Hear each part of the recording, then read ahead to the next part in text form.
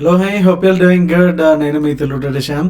So ఈరోజు markets అయితే same bullishness ఏదైతే ప్రీవియస్గా ఉందో అక్కడ నుంచి కూడా ఇంకా కంటిన్యూ చేస్తానే ఎవ్రీ డే కూడా మంచి సాలిడ్ గ్రీన్ క్యాండిల్స్ అయితే పోస్ట్ చేస్తూ ఉంది.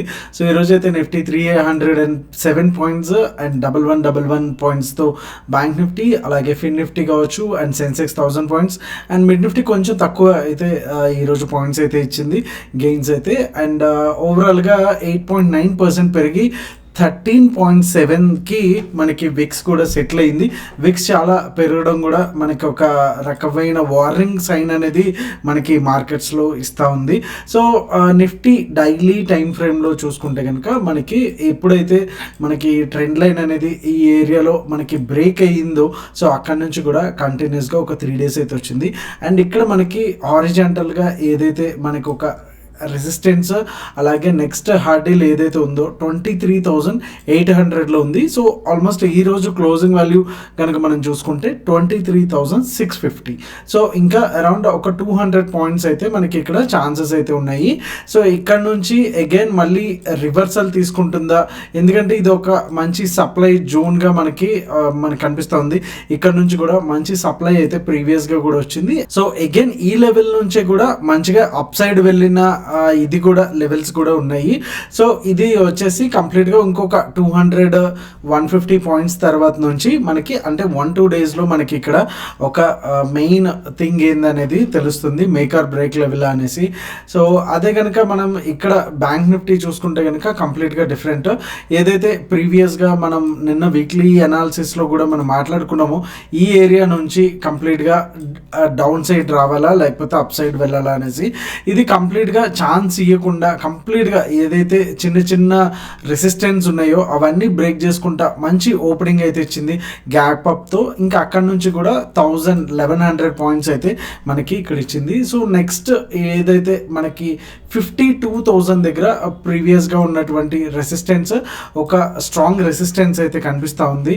సో ఇది మనకి బ్యాంక్ నిఫ్టీలో మేక్ ఆర్ బ్రేక్ లెవెల్ అని చెప్పుకోవచ్చు. సో ఈరోజు క్లోజింగ్ చూసుకుంటే 51,700. సో ఇంకా అరౌండ్ ఒక 200-300 పాయింట్స్ అయితే మనకి ఇక్కడ నుంచి రివర్సల్ పాయింట్ అవుతుందా లేకపోతే కంటిన్యూషన్గా ఈ ట్రెండ్ ఇంకా ఎక్కడి వరకు వెళ్తుంది అనుకుంటే కనుక 52,800, అలాగే నెక్స్ట్ రెసిస్టెన్స్ వచ్చేసి ఎల్స్ నెక్స్ట్ టార్గెట్ వచ్చేసి 53,600 వరకు కూడా వెళ్ళడానికి అయితే ఉన్నాయి. అండ్ ఓఏ డేటా వరకు చూసుకున్నా కానీ క్యాండిల్స్ పరంగా చూసుకున్నా కానీ చాలా సాలిడ్గా ఉంది. అండ్ ప్రీవియస్గా చూసుకుంటే కనుక మనకి ఈ ఏరియా అంటే 50,400 నుంచి కూడా 48,000 రావడానికి ఇన్ని క్యాండిల్స్ పట్టాయి, ఇన్ని రోజులు పట్టాయి. బట్ ఇక్కడ అలా కాదు, 1 2 3 4 5 6 జస్ట్ 6 క్యాండిల్స్లోనే ఇక్కడికి వెళ్ళింది. ఇక్కడ కౌంట్ చేసుకుంటే కనుక మోర్ దెన్ 10 క్యాండిల్స్ అయితే మనకు కనిపిస్తాయి, ఇంకా ఎక్కువే ఉండొచ్చు of course.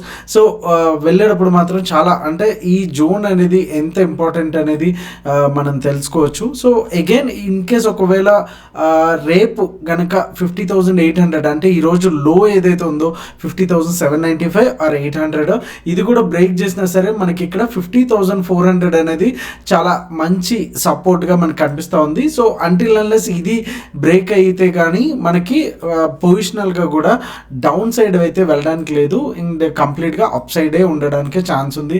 So in case మళ్ళీ ఈ జోన్లోకి వచ్చి డౌన్ సైడ్ వెళ్తేనే తప్ప పొజిషనల్గా పుట్స్ కూడా క్యారీ ఫార్వర్డ్ చేసుకోవడానికి బెటర్ థింగ్ కాదు. సో ఇమీడియట్గా షార్ట్ అయితే చేయొద్దు. సో రేపు మార్నింగ్ ఇన్ కేస్ ఒకవేళ దీని క్లోజింగ్ ఏదైతే ఉందో 704 కావచ్చు ఆర్ ఎల్స్ హై కావచ్చు 802 కూడా బ్రేక్ కాలేదు, ఈ లోపలే కనుక ఒక ఇన్సైడ్ బార్ వచ్చింది అనుకుంటే కనుక డెఫినెట్గా మనం ఎటువైపు వెళ్తుంది అనే దాన్ని బట్టి మనం ట్రేడ్ అయితే తీసుకోవాలి. ఏదర్ డౌన్ సైడ్ అయితే ఎక్కువ మనకి ఛాన్స్ అయితే రాకపోవచ్చు, ఓన్లీ అప్ సైడే రావాలి. ఇన్ కేస్ ఒకవేళ గ్యాప్ అప్ అయినా సరే ఎవ్రీ డిప్ కూడా మనం బై చేసుకోవచ్చు. మనకి నెక్స్ట్ ఇమీడియట్గా ఉన్నటువంటి 52,800 వరకు అయితే మనకి వెళ్ళడానికి అయితే ఒక ఆల్రెడీ షార్ట్ కవరింగ్ వచ్చింది. సో ఈ లెవెల్ కూడా బ్రేక్ అయ్యింది అనుకుంటే కనుక మనకి ఇంకా మంచి షార్ట్ కవరింగ్ ర్యాలీ అనేది ఇంకా కొనసాగడానికి అవకాశం అయితే ఉంటుందని చెప్పొచ్చు. అండ్ ఇంకా డీటెయిల్డ్గా ఇంట్రాడే లెవెల్స్లో మనం buy zones and sell zones and no trade zones ఏంటి అనేది ఒకసారి చూసేద్దాం.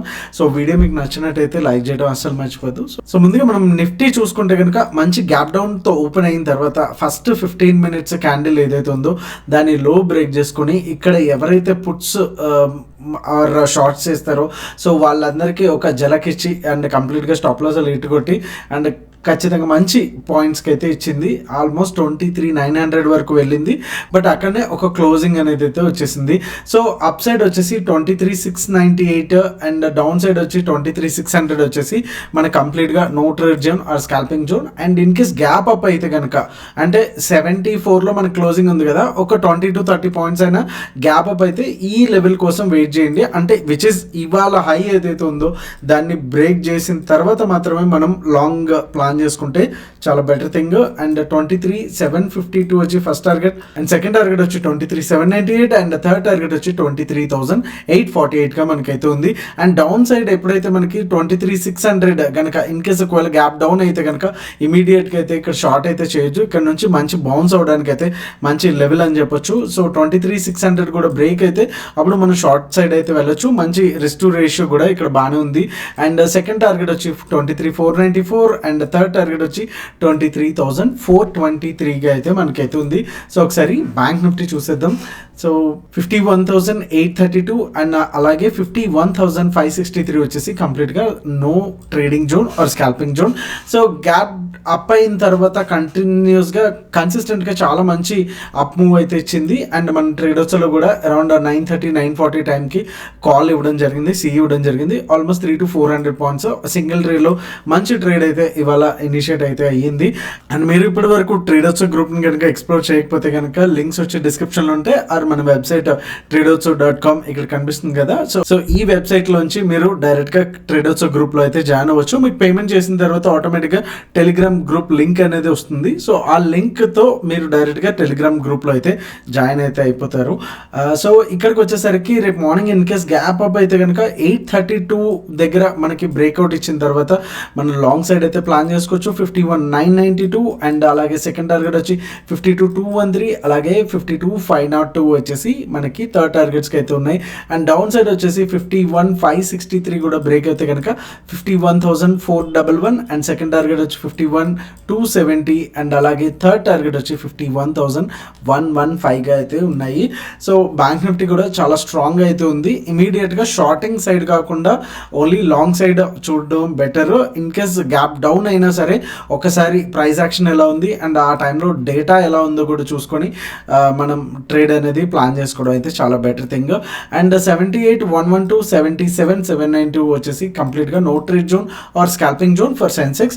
అండ్ 78,112 కూడా బ్రేక్ అయితే కనుక మనకి ఇక్కడ లాంగ్ అయితే ప్లాన్ చేసుకోవచ్చు.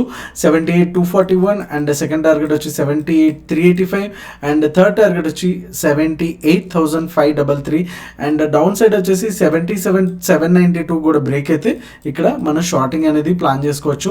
77,606 అండ్ సెకండ్ టార్గెట్ వచ్చి 77,404 అండ్ థర్డ్ టార్గెట్ వచ్చి 77,181గా అయితే ఉంది. అండ్ అలాగే నిన్న BTST అంటే మొన్న ఫ్రైడే వచ్చేసరికి కాల్ సైడ్ ఉంది, ఈరోజు కూడా కాల్ సైడే అంటే సిఈ. అండ్ ఇక్కడికి వచ్చేసరికి మంత్లీ డేటా ఇది బ్యాంక్ నిఫ్టీకి సంబంధించింది 12.32 lakhs అయితే మనకి పుట్ సైడ్ అయితే ఉన్నాయి. సో పుట్ సైడ్ అయితే ఎక్కువ ఉన్నాయి అంటే కనుక మనకి బులిష్ సైన్ అయితే ఇంకా కనిపిస్తూ ఉంది. అలాగే నెక్స్ట్ మంత్ 4 month ఓవరాల్గా ఓఏ చూసుకుంటే కనుక 12.25 అండ్ 15.06 అయితే ఉంది. ఓవరాల్గా డిఫరెన్స్ వచ్చేసి 2.8 అయితే ఉంది. ఓవరాల్గా మనకి మార్కెట్స్ డేటా వచ్చేసి యాజ్ ఆఫ్ నౌ బులిష్గా ఉంది. అంటిల్ అన్లెస్ ఏమైనా నెగిటివ్ న్యూస్ వస్తే కానీ ఇది మారడానికి ఛాన్స్ లేదు. సో అప్పటి వరకు కూడా ఇంత పెరిగింది మళ్ళీ ఇక్కడ నుంచి పడుతుందా లేకపోతే మనం టాప్లో పట్టేసుకుందాము, ఇక్కడ వరకు పెరిగింది కదా నేను ఇక్కడే షార్ట్ చేసేస్తాను అని మాత్రం అలా థింక్ చేయొద్దు. ప్రాపర్గా ఏవైతే మనకి ఆల్రెడీ జోన్స్ కూడా బ్యాంక్ నిఫ్టీలో కూడా ఒక 500, 540 దగ్గర ఒక జోన్ డ్రా చేసుకున్నాం కదా, ఈ డ్రా చేసుకున్న జోన్ కూడా మనకి డైలీ బేసిస్లో కనుక క్లోజింగ్ ఇస్తే కనుక డెఫినెట్గా అక్కడ మనం షార్ట్ అనేది ప్లాన్ చేసుకోవచ్చు. అంటిల్ అన్లెస్ అలా షార్ట్ అనేది చేయొద్దు. అంటే ప్రాపర్గా మనకి ఇక్కడ షార్ట్ చేయొచ్చు అని ఒక ప్రైస్ యాక్షన్ కన్ఫర్మేషన్ కావచ్చు, క్యాండిల్ కన్ఫర్మేషన్ కావచ్చు, అదర్వైజ్ మనకు ఒక డేటా కన్ఫర్మేషన్ వస్తేనే తప్ప మనం అట్లా షార్ట్ అనేది చేసుకోవద్దు. So that's what I can say. So that's all for today. So hope you like this video. Thank you so much. మీ ట్రేడింగ్ ఫ్రెండ్స్కి అయితే షేర్ చేయడం అసలు మర్చిపోద్దు. Thank you so much. మీ తెలుగు ట్రేడర్ శ్యామ్. జై హింద్.